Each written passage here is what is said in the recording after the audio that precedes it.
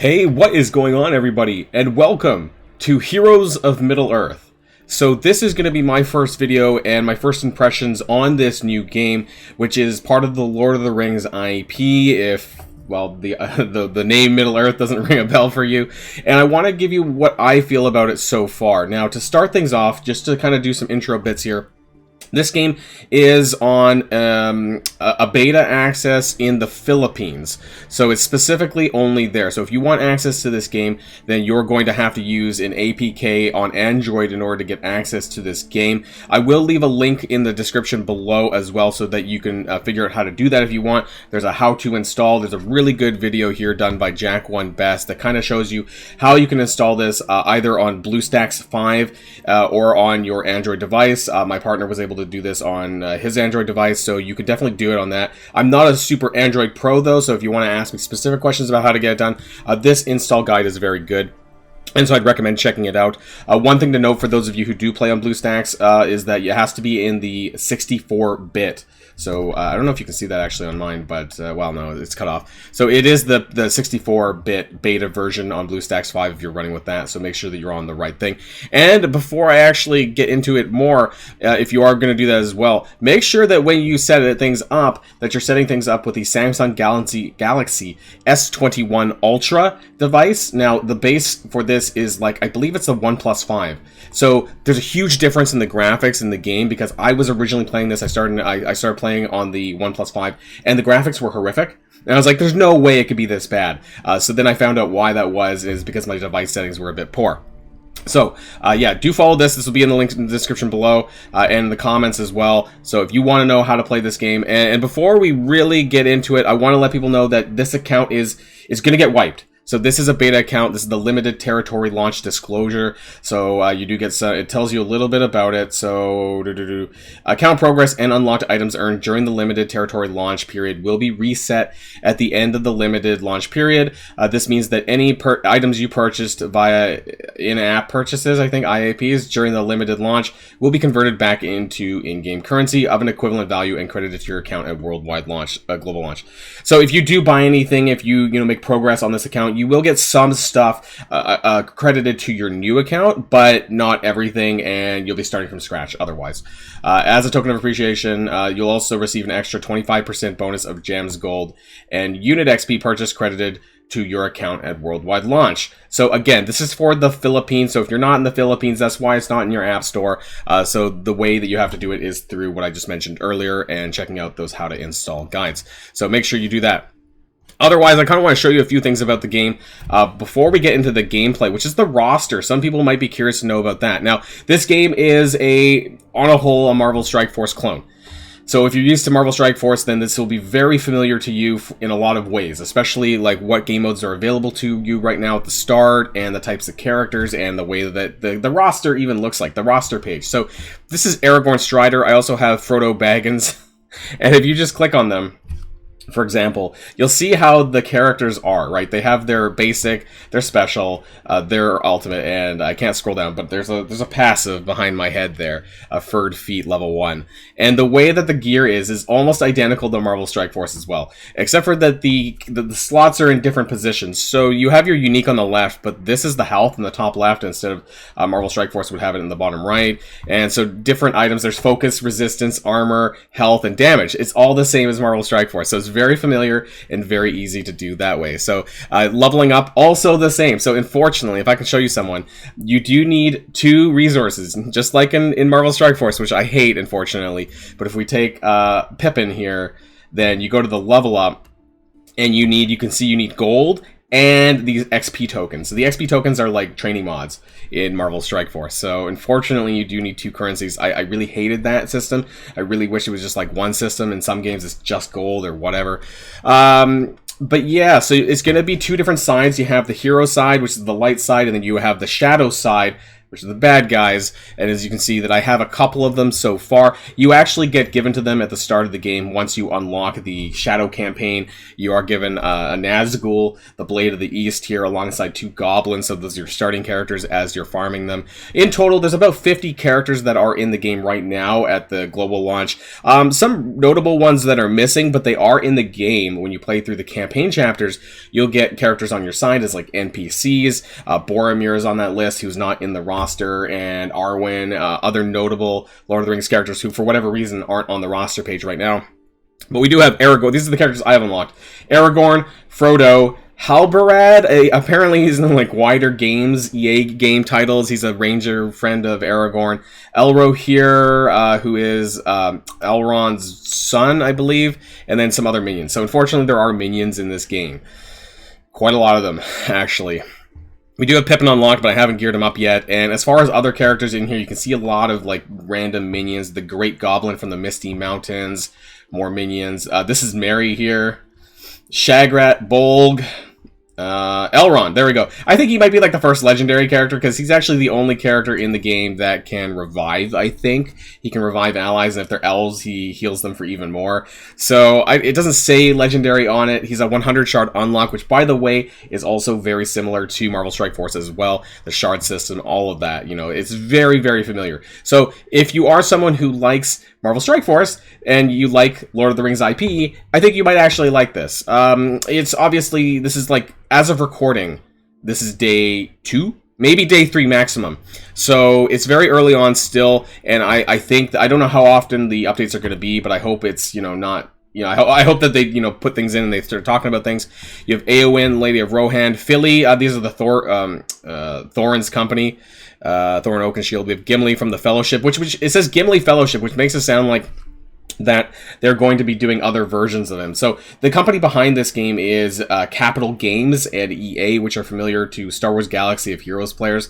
And from what I understand, I never played the game, but I believe that they did have various versions of the same character. So that's why it makes me think that there's going to be like a Gimli whatever, Gimli Two Towers, I don't know, you know, like different versions of the same character. We have a lot of Haradrim, Isengard, Killy from the Hobbit, Mauher, and I don't know, some other characters on here, some other Nazgul, some trolls, and more minions. So there's a lot of minions, and there's a lot of missing characters, which I hope they'll add over time.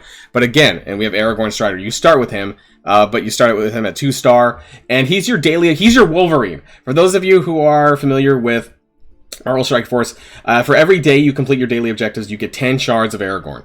And that's actually quite a lot. But I feel like he's actually pretty good. You know, I'm not super high level, I'm only level 20, but actually he's my strongest character that I have in the game. So unlike Wolverine in Marvel Strike Force, who's kind of like, he's okay, Aragorn's actually pretty good. So having a free collectible character every day as Aragorn is really nice.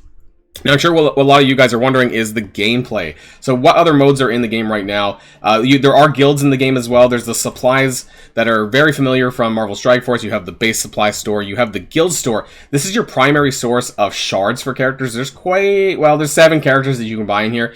But all the stores, they reset daily. It's not like every 8 hours that it is in Marvel Strike Force. There is also an arena store, which I haven't unlocked yet, and there's more characters in there as well. Arena unlocks at level 25, so I haven't been able to do that yet. The guilds also feature a guild campaign, which is quite interesting, which allows you to pull in a character. You can set up like a support character from your roster that other members can kind of call them in for battle, which is kind of interesting as well. Let's click on the play button though, and let's actually check things out. So my head's in the way here, but there's a light campaign here, and the stars is just like how many of the nodes I've cleared. So I've almost gone halfway on the light campaign, and then I have barely started on the shadow campaign.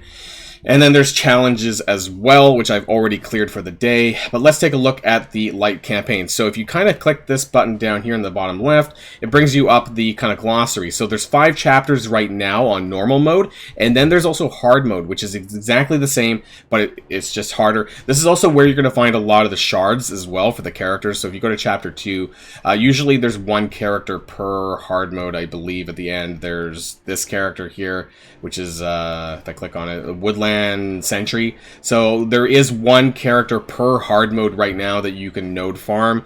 But yeah, it's just a harder version of what you already did in the normal mode. So just to show you some battle, though, let's go into normal mode Chapter 3.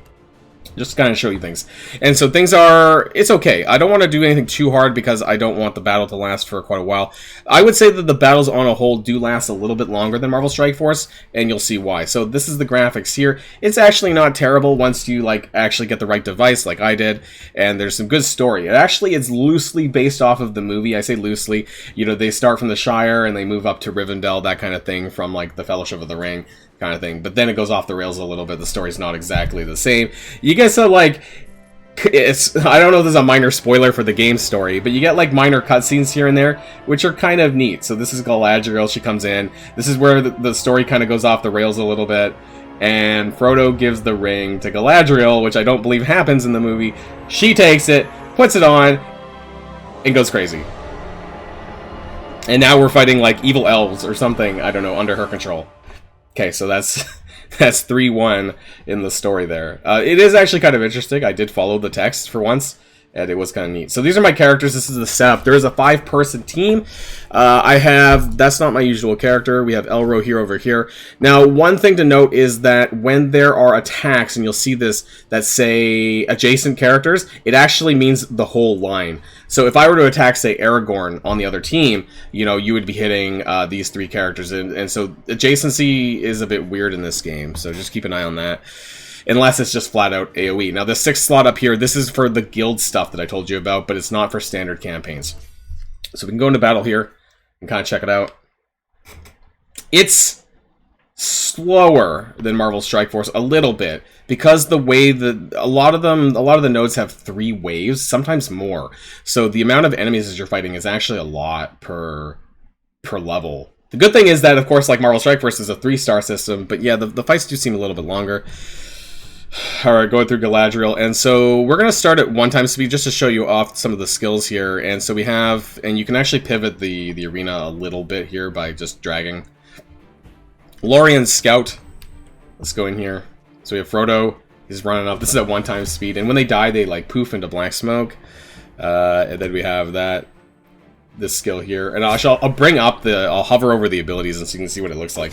The buffs are very similar but differently named than Marvel Strike Force. If you hover over, it's going to give you this window, and it gives you the outline of all the abilities. A lot of them are similar to what you might expect from Marvel Strike Force, but some of the debuffs and stuff are just named differently that just do the same thing. So you have to kind of watch out for that. And yeah, morale is a new one. All stats are increased by 10% for 1 turn. That's what Frodo did. And so if you do, I don't know, there's like I'm probably going to kill them in 1 shot, but I want to get Aragorn. Here we go. So there's a minor cutscene for his attack.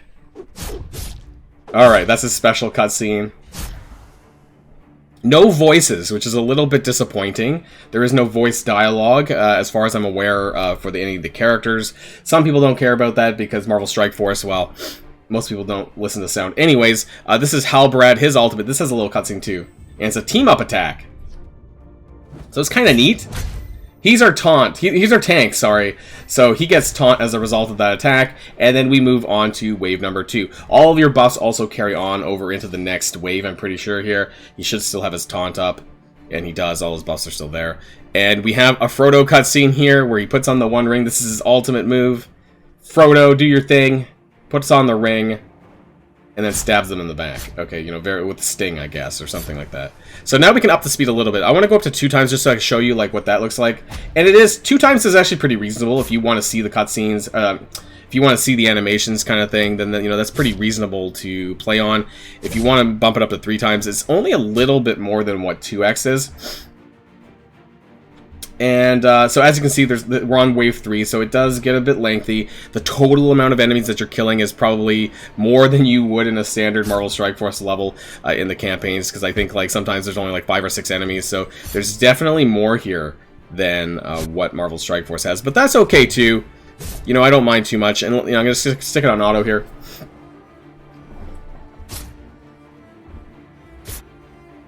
It may seem a bit simplistic, but I don't mind it. And I really like the Lord of the Rings IP and the graphic style. I don't know about you guys, but this makes me... Do you guys know Telltale games or like Borderlands and things like that? That's kind of what this reminds me of. That's kind of what the graphical style reminds me of. And some people like it, some people don't. I actually don't mind this cartoonish style. Maybe I would have preferred the sort of movie cinematic-esque, you know, Aragorn is...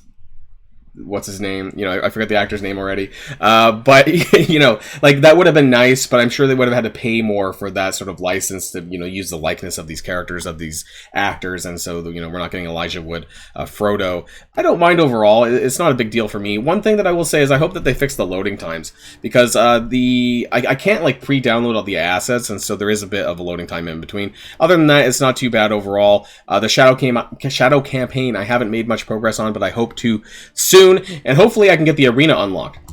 Before we end the video, I just want to showcase the guilds feature very quickly, because what's interesting is this guild battle is basically a separate campaign, and it uses a completely separate energy currency. So it has guild-based energy. It refreshes a little bit slower than your standard energy, but this is where you're going to get your ability material. So T1, T2 stuff like you're familiar with in Marvel Strike Force. You can see these blue vials are the commons, these yellow ones are the uncommons, so T1 and T2. And you're using this energy to farm these particular nodes in order to get that ability material. And what's interesting, there's 4 chapters as well. You can also farm characters in here. So there's a goblin character here on 1.7. There's another one on 1.5. And this is where you get access to Pippin at 1.1. So you do this and you farm this every day. You get guild coins, which you can then use in the guild store to buy more shards, which is very good. And you can farm other characters in this manner too. So all in all, and you get XP towards your level, your total profile level. So that's really cool too. So far we have guilds, guild campaigns, light campaigns, shadow campaigns, the arena, which I haven't really been able to experience yet. I imagine that's very similar to Marvel Strike Force, but I won't know that until I'm level 25. And so my first impressions are, I'm actually enjoying it. I really like the Lord of the Rings IP. I don't like the loading times. I hope that improves.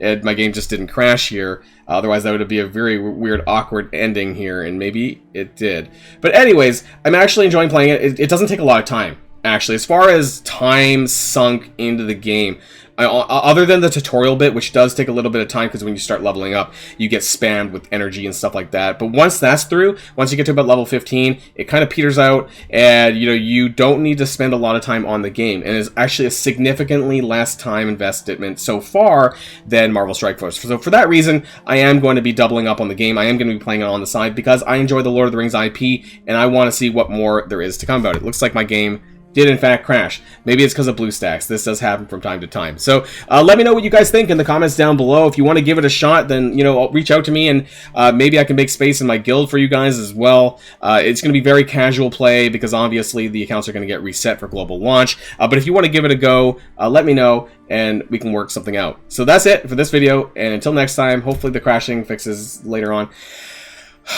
Enjoy your weekend, and I'll see you on the next video. Boilon signing out.